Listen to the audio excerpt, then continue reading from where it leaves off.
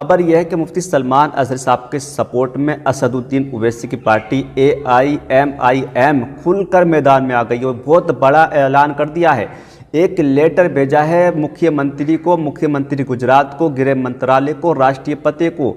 इस लेटर के अंदर खुलकर चेतावनी दी गई है कि मुफ्ती सलमान अजहरी साहब को अगर जुमा से पहले नहीं रिहा किया गया तो मुफ्ती सलमान अजहरी साहब के सपोर्ट में AIMIM के कार्यकर्ता जेल भरो आंदोलन चलाएंगे और अपनी गिरफ्तारी देंगे और इनके अलावा तमाम मुसलमान रोड पर निकलकर जेल भरो आंदोलन के तहत अपनी गिरफ्तारी देंगे। दोस्तों, ये लेटर आप पढ़ सकते हैं। इस लेटर के अंदर उन तमाम चीज़ों का जिक्र किया गया है जो मुफ्ती सलमान अजहरी साहब के साथ हुआ है, यानी उनको इल्लीगल तरीके से गिरफ्तार करना और एक शेर पढ़ने की बिना पर उनको गिरफ्तार करना, इन तमाम चीज़ों का जिक्र इस लेटर के अंदर है। और इस लेटर पर ओवैसी के बड़े बड़े मंत्री, बड़े बड़े कार्यकर्ताओं के साइन हैं। ओवैसी के अलावा विनय दुबे ने भी एक बहुत बड़ा ऐलान कर दिया है। विनय दुबे ने ट्विटर पर ऐलान किया है कि वो और उनकी टीम बहुत जल्द जूनागढ़ के लिए रवाना होगी और मुफ्ती सलमान अजहरी साहब को जल्द से जल्द जेल से रिहा करवाएगी। इसके अलावा दोस्तों, एक और अच्छी खबर निकल कर आ रही है। ये सुप्रीम कोर्ट के वकील हैं, ये कितनी अच्छी बात कह रहे हैं और मुफ्ती सलमान अजहरी साहब को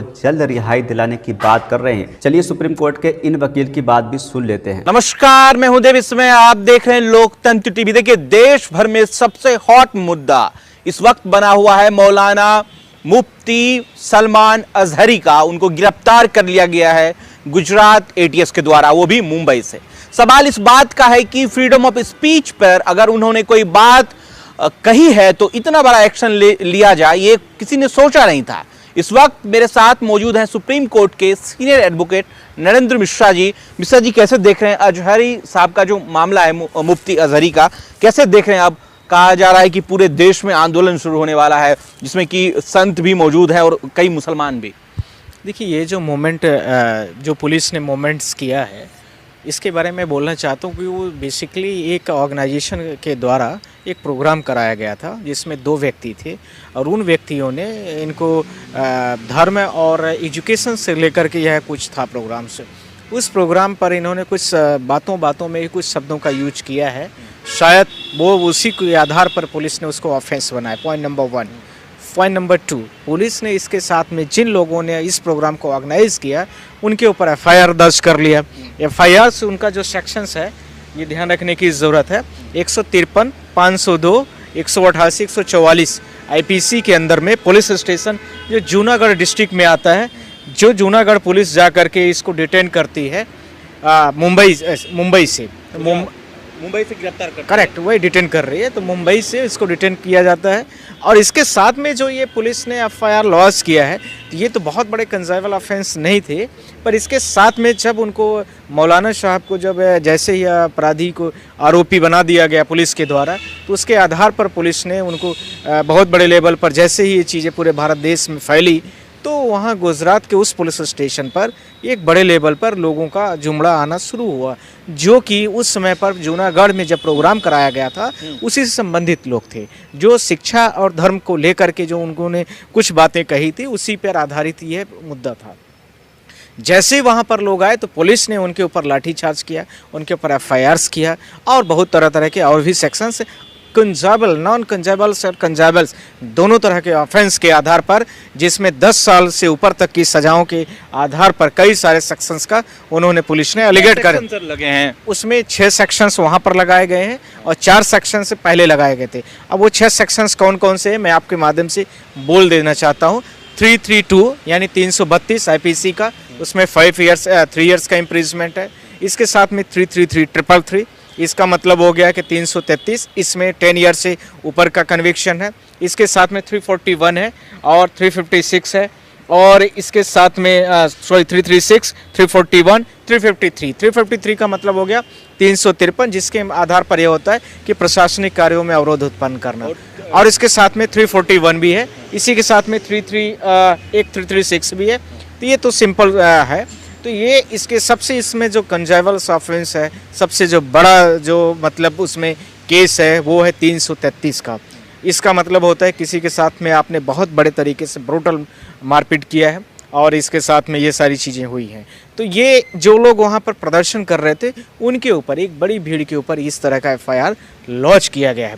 तो मुद्दा 2-3 उठते हैं इसमें, जिसको लेकर के जिस तरह से पुलिस ने उनके ऊपर एफआईआर किया है, तो उनको शांतपूर्वक तरीके से इस बात को इतना हाईलाइट, इतना माइलेज देने की ज़रूरत नहीं थी।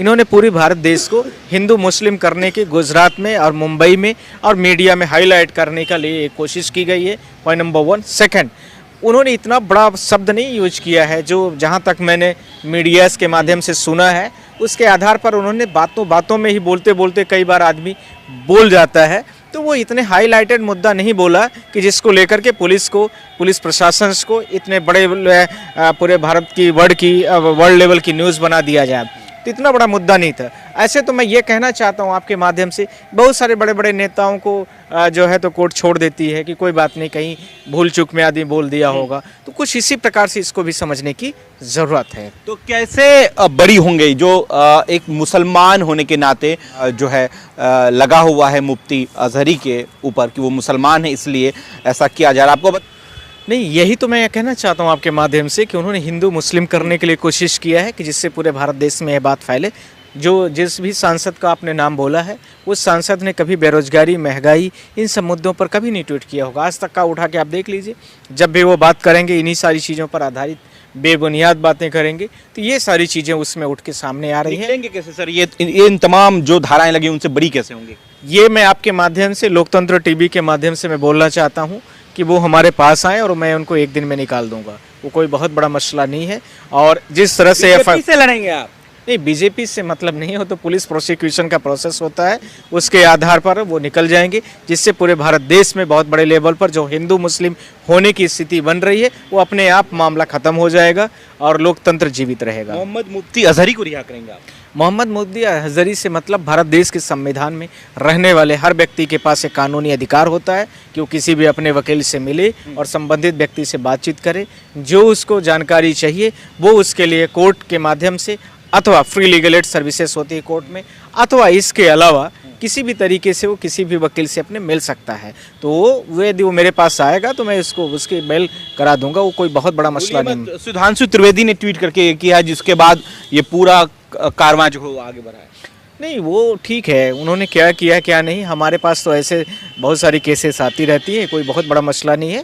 वो जब हमारे पास आएंगे और मैं उसमें जिस तरह से मैं उनके सेक्शंस को देख लिया हूँ, वो हमारे लिए बेल कराना कोई बड़ी बात नहीं है, वो आराम से हो जाएगा। बिदूरी साहब ने भरी संसद में कई तरह की बातें कही, कटुआ न जाने और भी क्या क्या बातें कही, क्या उन पर कार्रवाई नहीं होगी और अजहरी साहब पर कार्रवाई होगी? मैं आपसे यही कहना चाहता हूं कि इस तरह के शब्दों का यूज जो करते हैं लोग, इसको पुलिस को प्रॉपर तरीके से फेयर इन्वेस्टिगेशन करके इन पर कार्रवाई, ऐसे शब्दों के आधार पर कोई भी शब्द बोलता है उस पर होनी चाहिए। पर यदि इस तरह से नहीं किया गया तो यह कहीं ना कहीं इस चीज़ को ध्यान रखने की ज़रूरत है कि फिर तो भारत देश में पुलिस प्रशासन, जुडिशरी सब पे अपने आप में प्रश्न होगा।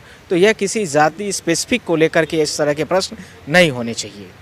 अभी जो मुफ्ती साहब के साथ, अजहरी साहब के साथ जो किया गया, क्या वो गलत है सर? मैं आपसे एक शब्द बोलना चाहता हूं कि जो भी उनके एफआईआर्स में सेक्शंस लगे हैं, उन एफआईआर्स के आधार पर हम उनकी बिल करा देंगे, उसमें कोई दिक्कत मुझे नहीं है। गलत तरीके से ट्रीट किया गया उनको? मैं अभी एफआईआर की चार्जशीट वगैरह नहीं पढ़ा, पर जिन शब्दों का उन्होंने यूज किया है वो मुझे नहीं लगता कि इतना कठोरतम दंड की कार्यवाही के अंडर में आता है। इसलिए मैं आप लोगों के माध्यम से बोलना चाहता हूं कि उसमें जितने भी आरोपी पुलिस ने बनाई है, उन अजहरी साहब को और जो भी लोग हैं उनको मैं बेल करा दूंगा, वो कोई दिक्कत नहीं होगा। सर मुफ्ती अजहरी के मैं आप लोगों के माध्यम से बोलना चाहता हूं कि मैं उनको एक दिन में बेल करा दूंगा। जो इनके ऊपर ऑफेंस लगे हैं उसको मैंने देख लिया है, उस ऑफेंस के आधार पर मैं आपसे बोलना चाहता हूं तो एक दिन में वो भारत देश में जिस भी जेल में होंगे वहाँ से वो एक दिन में रिहा हो जाएंगे। पूरे भारत देश के लोग उनको देखेंगे। रिहा का मतलब यहाँ ध्यान रखना, जमानत की मैं बात कर रहा हूँ। इस तरह के में बहुत सारे ऑफेंसेस, बड़े बड़े केसेस सुप्रीम कोर्ट में हम लोगों के पास आती रहती हैं और कहीं की भी हो सकती है देश की, और इसे जघन्य अपराध की। इसमें तो कुछ ऐसा बहुत बड़ा मुद्दा नहीं है जो कि मतलब उसका बिल न कराया जा सके। गुजरात एटीएस ने पकड़ा है सर, गुजरात एटीएस से मतलब नहीं है, सबके लिए सेक्शन आईपीसी के समान होते हैं। जो सेक्शंस लगे होते हैं, सेक्शंस के आधार पर मैंने बात किया है। वो एटीएस पकड़े, सीबीआई पकड़े, ईडी पकड़े, उससे हमारा मतलब नहीं है।